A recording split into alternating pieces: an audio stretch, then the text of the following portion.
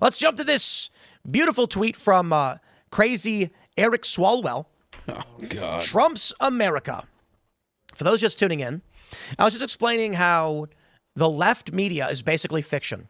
We were talking about it yesterday that liberals base their view of reality on movies and TV shows. A great example is what liberals think suppressors do. Yeah. They think you get a suppressor and it goes pew, pew, pew, pew, pew. Yeah, no, anybody who's fired a gun knows it certainly does not do that. What happens? They ban them. They put them on the NFA. Take a look at this video that Eric Swalwell posted of Trump's America. I had a really good time today. Yeah, me too. I really look.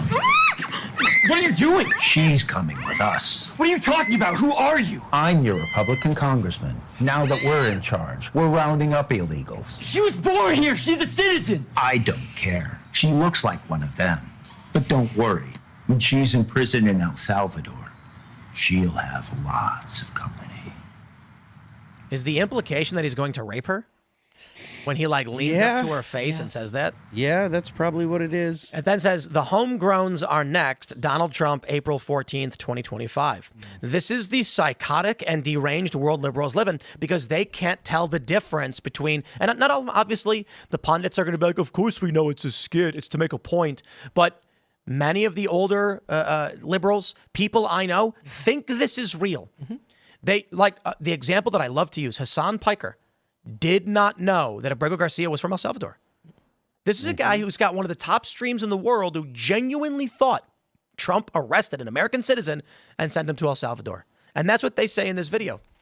How do you break this so that liberals stop getting fed these lies? You can't in that situation. Like the funniest thing about that one is like you have to actually show them side by side the amount of headlines that suspiciously use the phrase Maryland man, which makes no sense. It's like when you would look at the it's construction worker now. Yes, it's like when you look at the videos that were made by news networks during COVID, which were all saying literally the exact same thing on their nightly news broadcasts.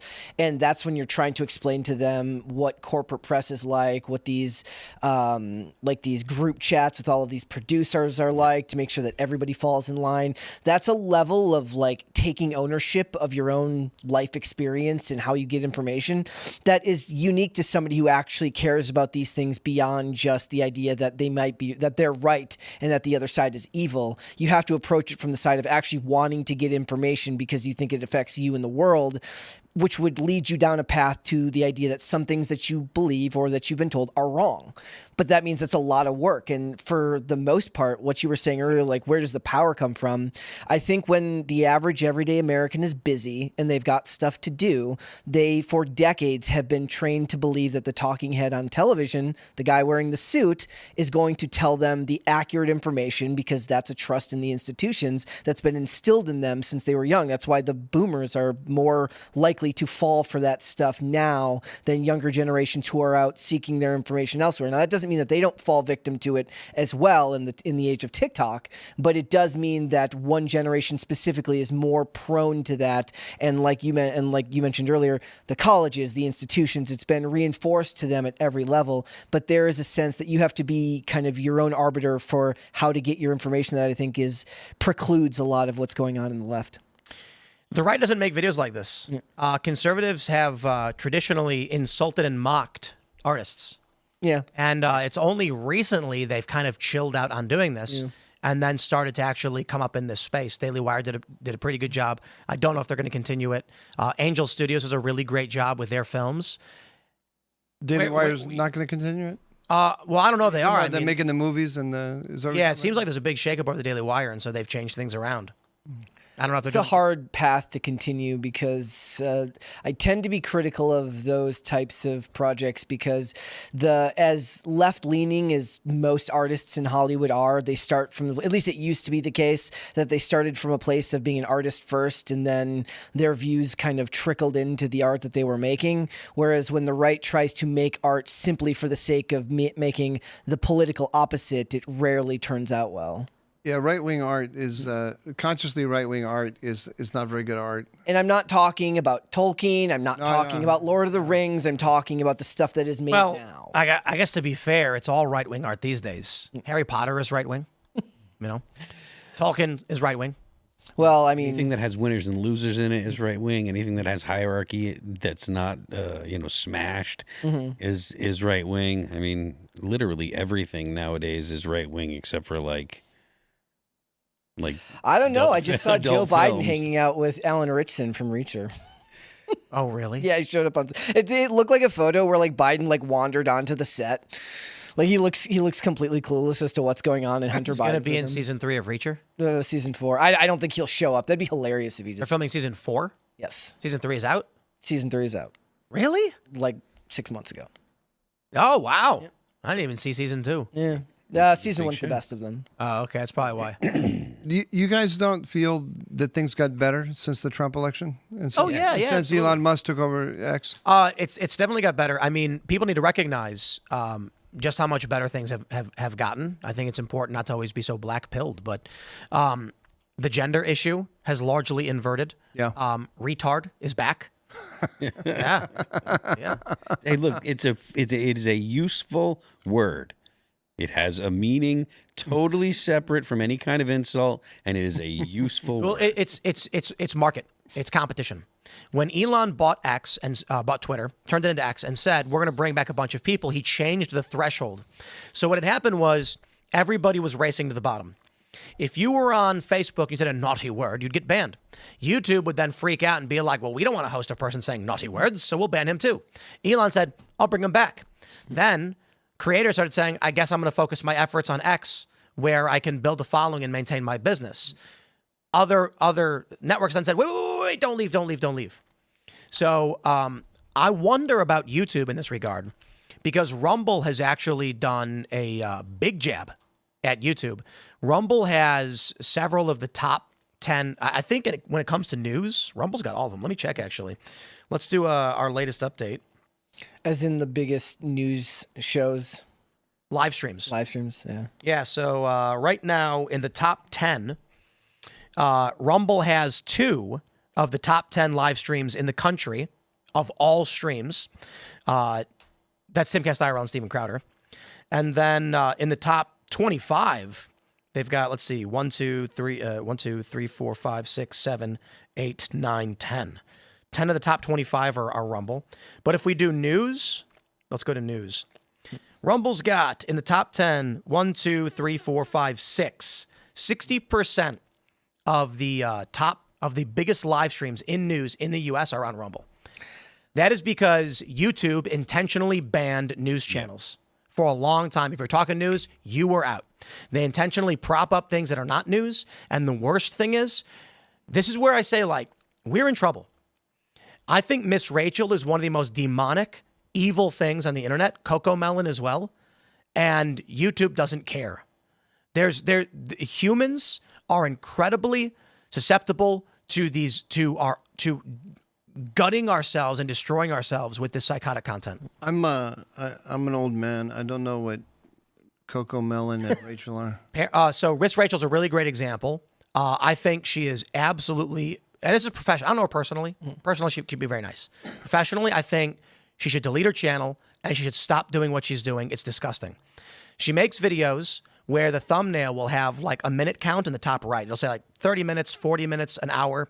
Parents then take an iPad, say, I got to do 40 minutes to do the laundry.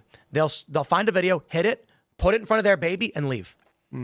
It is demonic. It is going to fry the brains of these kids. It is frying their brains, and it is terrifying. She doesn't care. She's a millionaire. She makes tons of money. She's going to keep justifying what she does. Coco Melon is not too different. Parents turn on these tablets, put it in front of their baby, and leave, and they don't understand. They don't get it. The system that we are building with social media is going to create a generation of retards. Broken children. Yep. I drugged my kids until they were 18. It didn't seem to. It didn't seem to harm them really. They're doing fine. How old are they now? 21 and 25. Hey, I would. I'm sorry, 22 and 25. I'm gonna get in trouble for that. I would partially, but you mean like medicated with like ADHD meds or stuff like that, or like doctor prescribed? Hey, Johnny Walker. You gave your kids booze when they were children. The thing is, I would say that when you look at the generational trends, I think it's pretty obvious to see the negative impacts of everything that the millennials were given as children. And so I'm not going to have any of that for my daughter. And you take a look now at what's going on with the algorithms, and I think it is going to be, in the next 10 or 15 years, mark my words, clip this segment right now, take it, post it, store it, and just wait. 2018 was ElsaGate 1. Okay, that's 7 years ago. Give it 11 more years, and you are going to see the most psychotic generation imaginable. Children who in their most important formative years were not watching adults fix cars or pick up the laundry. Right. They were watching Spider-Man inject pregnant Elsa with a syringe Good grief. for hours a day as babies. Right. The ElsaGate stuff wasn't just Elsa running around getting stabbed by Joker with Spider-Man. It devolved into children eating feces and drinking out of urinals and other grotesque things. There were Peppa Pig videos of Peppa Pig getting run over by cars and mutilated and then eaten. Just psychotic, deranged things. And this was around 2018 on YouTube. And they said, whoa, okay, this algorithmically generated stuff being fed to kids is bad. Take out the weird gore and the eating of feces, and now it's fine, which it's not. Parents were putting tablets in front of their kids and pressing play, and YouTube would start with something like a nursery rhyme, but then autoplay would eventually bring them to Peppa Pig eating feces. And their babies are watching this. 2-year-olds are watching this. The 2-year-olds would mash the screen, and all the comments were gibberish. People started to realize this is babies just smacking the iPad. YouTube said, wait. As long as it's not weird, it's fine to fry their brains. So YouTube actually promotes and allows this to the tunes of hundreds of millions of views. 10 years from now, 20 years from now, we are going to have a generation. And let me tell you this. We're already seeing the effects. You combine this with the COVID lockdowns. We've got kids who are like 9 years old who can't read. And having their most consistent conversations with AI now. Yep. And drawing actual emotional responses from people when they can't have those conversations with real humans. You know who won't have this problem? China. Nope. My hope is that as Gen Z grows up and, is once they have, I guess they're having kids now, but the point being that growing up with technology the way they have is that they are more acutely aware of how much damage it can do. And the hope would be that when they start having kids, that they do not let their kids have access to I think that's Gen Z. What do you mean? Gen Z, when these things were coming into fruition, Gen Z was of the age to recognize how insane it was. Gen Alpha was not. So what we're seeing now is Gen Z turning away from this, becoming more religious. That's what I mean. Like when Gen but Gen Alpha is going to be a bunch of kids, lunatics. Yeah, the hope would be that the generation after, those generation betas are going to have to hopefully. It's Bravo. Yeah. Well, are they changing it? No, it was it Bravo. was literally beta. Was it? Yeah, pretty sure it was. Bravo. Let's find out. Was it the Generation Bravo? Oh, I think. Oh, okay, you're right. It's an alternative to Generation Beta. Yeah. See, they didn't want to get stuck with the label. Yeah. Nobody wants to be beta. Well, the thing is, by the time they're old enough to understand it, that term won't be in fashion anymore. It's so dumb because they mean the same thing. Yeah. Beta turned into a bad thing because you're a beta. Yeah. Well, yeah. It was The funny thing is, anybody who knows about the social hierarchy of males knows that beta was actually a positive thing. The idea was that the alpha is the leader, the betas are the lieutenants, and then you have beneath that the delta, which is the average run-of-the-mill guy.